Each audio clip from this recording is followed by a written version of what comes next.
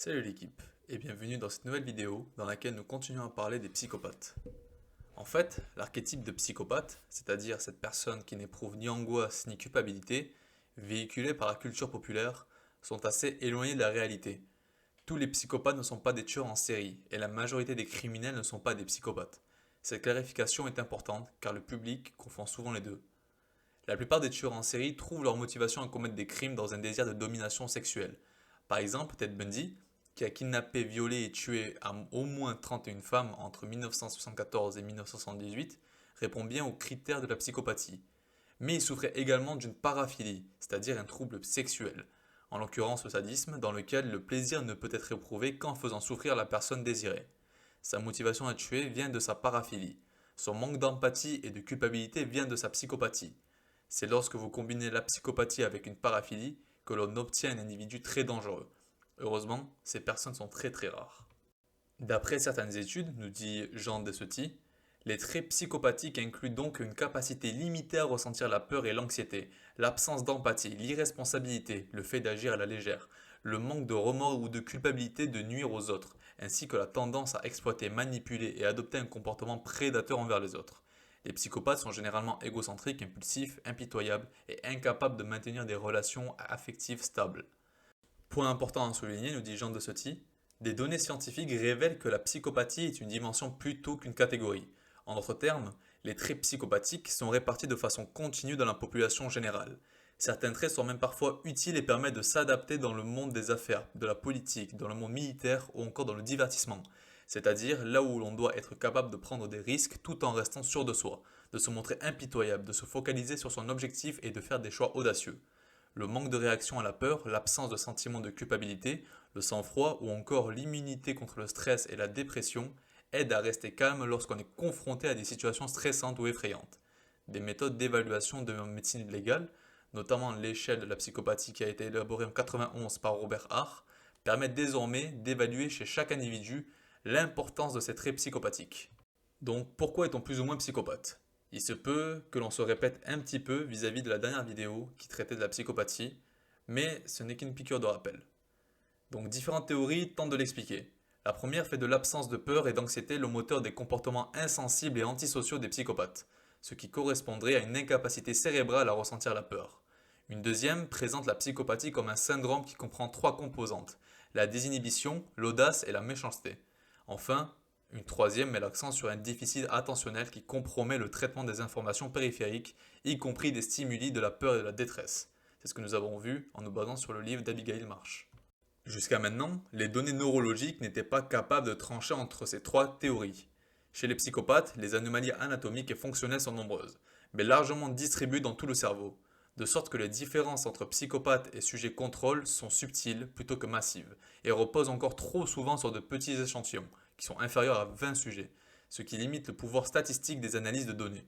De plus, beaucoup d'études scientifiques ne mesurent pas le quotient intellectuel ou d'autres facteurs souvent associés à la psychopathie, comme les troubles psychotiques, la consommation de drogue ou encore les traumatismes cérébraux.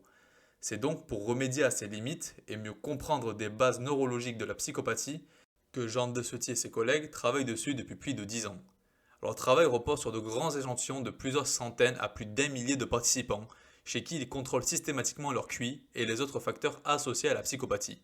Même s'il est difficile d'évaluer la prévalence de la psychopathie dans la population générale, le nombre de psychopathes en prison est beaucoup plus élevé que dans la société, car ils ont tendance à avoir des démêlés avec la justice. Ils sont également plus susceptibles de bénéficier d'une libération anticipée en utilisant la ruse et la manipulation, mais une fois dehors, ils ont plus de risques de récidiver.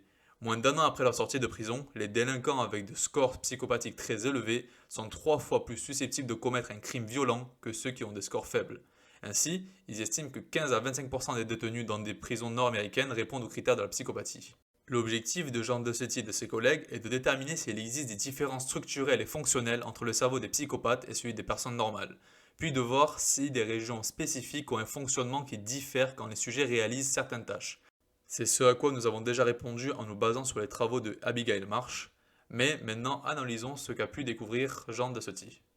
Donc nous avons déjà vu, et on le rappelle, que les études de neuroimagerie déjà réalisées qui analysent la structure du cerveau associent la psychopathie à une multitude d'anomalies neuromorphologiques, comme une réduction du volume de l'amygdale, une diminution du nombre de neurones dans le sillon temporal supérieur et dans le cortex orbitofrontal, incluant le cortex préfrontal ventromédian. Ces structures sont impliquées dans la cognition sociale, la prise de décision sociale et le traitement des émotions. De plus, le cortex préfrontal ventromédian joue un rôle dans l'évaluation subjective des stimuli, c'est-à-dire dans le fait de leur attribuer une valeur motivationnelle.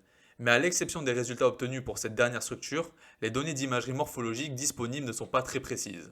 Une structure serait à l'inverse hypertrophiée chez les psychopathes. Le striatum, une région au centre du cerveau qui joue un rôle clé dans l'anticipation des récompenses et la prise de décision. Pour le vérifier, chez un large échantillon adulte de sexe masculin, qui étaient des détenus, les psychologues ont mesuré les volumes des différents noyaux de striatum, puis évalué leur connexion fonctionnelle au repos quand leur taille était liée à la gravité de la psychopathie. Ainsi, plus les sujets ont un score de psychopathie élevé, notamment pour les traits impulsifs antisociaux et le besoin de stimulation, plus un noyau accubain et leur putaname sont volumineux. En outre, la gravité de la psychopathie est associée à une connectivité fonctionnelle anormale entre ces noyaux du striatum et le cortex préfrontal dorsolatéral. D'autres études ont confirmé ce résultat et certaines ont aussi mis en évidence des altérations des connexions entre l'amygdale et le cortex préfrontal ventromédian, ainsi qu'entre l'insula, impliqué notamment dans le traitement des émotions, et le cortex cingulaire antérieur qui joue un rôle crucial dans l'anticipation des récompenses, la prise de décision, l'empathie et également les émotions. Cependant, nous dit Jean Dessetti, il est malaisé de tirer des conclusions de ces résultats anatomiques et structuraux, bien que des variations au sein des zones cérébrales relativement larges puissent expliquer des différences individuelles de score de psychopathie. Même difficulté avec les données de la recherche génétique. À l'instar d'autres caractéristiques cognitives à multiples facettes, comme l'intelligence, il est presque impossible d'isoler les variations génétiques, des différences entre les gènes, associées aux traits psychopathiques. En gros, la quasi-totalité du génome expliquerait une grande partie des différences individuelles. Les résultats qui ont été récoltés grâce à l'IRM révèlent souvent une activité réduite de l'amygdale et de l'insula lorsque les psychopathes sont confrontés à des visages exprimant la peur et la tristesse, de sorte que l'on croit depuis longtemps que les psychopathes réagissent souvent peu, voire pas du tout, face au spectacle de la détresse ou de la souffrance humaine. En revanche, ils parviendraient généralement à formuler des jugements moraux corrects, par exemple déterminer si un acte est une trahison, même en présentant des différences d'activité neuronale et de connectivité fonctionnelle entre l'amygdale, l'insula, le striatum et le cortex préfrontal ventromédian. Ce réseau cérébral émotionnel serait perturbé, mais les effets de la psychopathie dans l'évaluation morale seraient davantage liés à d'autres réseaux, notamment ceux impliqués dans la capacité d'attention. Certains travaux scientifiques ont déjà montré que les anomalies fonctionnelles que l'on détecte dans le cerveau des psychopathes semblent dépendre du contexte et de l'attention des participants, d'où le fait que, selon les études, la même région cérébrale, par exemple l'amygdale ou l'insula, puisse apparaître hypo ou hyperactif. C'est pourquoi on ne peut pas affirmer que les psychopathes sont insensibles à la peur. En revanche, il est clair que les régions impliquées dans le contrôle de l'attention, comme les cortex préfrontaux, dorsolatéral et dorsomédian, ainsi que le cortex pariétal supérieur, ont un impact sur la réponse de l'amygdale aux stimuli émotionnels.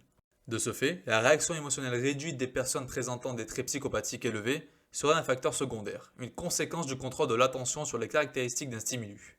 Des résultats qui sont donc en faveur de la troisième théorie expliquant la psychopathie, un manque d'attention aux informations venant de l'extérieur. Leur attention ne se mobiliserait donc pas automatiquement. Ce sont ces données que les psychologues ont voulu vérifier, dont Jean Dessetti. Pour ce faire, ils se sont intéressés à l'évaluation morale, une composante de l'empathie, car le manque d'empathie est bien une caractéristique centrale de la psychopathie. En général, les psychopathes considèrent les autres personnes comme des objets à manipuler et ne s'intéressent pas à leurs sentiments, leurs droits ou leur bien-être. Jamais un psychopathe n'avoue sa culpabilité. Il cherche à trouver n'importe quoi pour se justifier ou tente de manipuler l'autre pour lui faire croire que tout est de sa faute. Dans une première étude, pour examiner l'empathie émotionnelle, les psychologues ont présenté à des dizaines de détenus des vidéos d'expression faciale exprimant la joie, la tristesse, la peur et la douleur. À leur grande surprise, la réponse de l'insula, importante dans la conscience des émotions et de l'empathie, est plus forte chez les psychopathes que chez les sujets contrôlés. Alors qu'il n'existe pas de différence d'activité entre les sujets dans l'amygdale, une aire davantage liée à nos instincts émotionnels.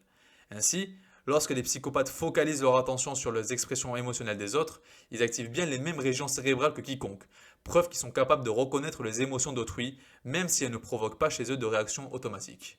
Dans une deuxième étude, les psychologues ont présenté au sujet des vidéos montrant des émotions de détresse et des situations où une personne nuit volontairement à une autre, tout en enregistrant leur activité cérébrale. De la même manière, plus les participants présentent des scores élevés de psychopathie, plus leur insula s'active. Or, il faut bien avouer que l'implication de cette région dans la psychopathie est surprenante en raison de son rôle bien documenté dans l'empathie. Cela indique que la participation de cette terre dans les émotions est complexe et loin d'être comprise. Lors d'une troisième étude, les psychologues ont demandé aux prisonniers psychopathes d'adopter soit une perspective égocentrée, donc leur point de vue, soit la perspective d'autrui, pour imaginer la souffrance d'une autre personne. C'est une façon d'examiner les mécanismes de la prise de perspective affective, l'une des composantes de l'empathie. Dans la perspective égocentrée, les participants présentant une psychopathie élevée ont une réponse typique au sein du réseau impliqué dans l'empathie pour la douleur, c'est-à-dire qu'ils réagissent comme les personnes normales. A l'inverse, lorsqu'ils imaginent autrui souffrir, les psychopathes présentent un profil d'activation et de connectivité cérébrale atypique. Plus leurs scores de psychopathie sont élevés, moins leur amygdale et leur insula s'activent. On avait déjà vu ça un peu chez Abigail Marsh. De plus, les connexions fonctionnelles entre l'amygdale et le cortex préfrontal ventromédian diminuent chez les prisonniers ayant un haut niveau de psychopathie lorsqu'ils imaginent autrui souffrir. Un niveau élevé de psychopathie correspond donc à une activité réduite du cortex préfrontal ventromédian lorsque les sujets perçoivent des situations de détresse ou de souffrance. Cette région cérébrale joue un rôle important dans les fonctions liées à l'assignation de valeurs subjectives et à la prise de décision. Elle est connectée au noyau du tronc cérébral, comme l'aire tegmentale ventrale qui fait partie du système de récompense, l'hypothalamus, le striatum et l'amygdale, ce qui permet la modulation des réponses affectives dans la prise de décision. De sorte que par exemple, en devant faire un choix, les psychopathes n'arriveraient pas à savoir s'il est bon ou pas pour autrui d'agir de la sorte. De plus, nous dit Jean de Ceuty, nous savons qu'une liaison du cortex préfrontal ventromédian perturbe les évaluations sociales et morales et augmente le risque de prendre des décisions économiques irrationnelles. Et une atteinte précoce, avant l'âge de 5 ans, compromet le développement moral. Un faisceau de résultats qui confirme que les psychopathes ont des difficultés à éprouver ce que ressentent les autres, même s'ils le détectent et le comprennent quand ils y sont attentifs. Le cerveau des psychopathes semble également câblé, nous dit Jean de Ceuty, de telle sorte qu'il surestime les récompenses immédiates et néglige les conséquences futures des actions potentiellement dangereuses ou immorales. En 2017, Jeremy Hosking, de l'université d'Harvard et ses collègues ont fait passer un test de gratification différée à 49 détenus. Les chercheurs leur demandaient de choisir entre deux options, recevoir immédiatement une somme inférieure à un montant donné ou obtenir plus tard une somme supérieure. Les prisonniers avec un score élevé de psychopathie ont une plus forte activité dans le striatum, connu pour attribuer une valeur aux récompenses, lors des choix plus immédiats comparés aux autres participants et aux décisions à plus long terme. D'où un dérèglement du calcul de la valeur des récompenses et une surestimation des avantages immédiats.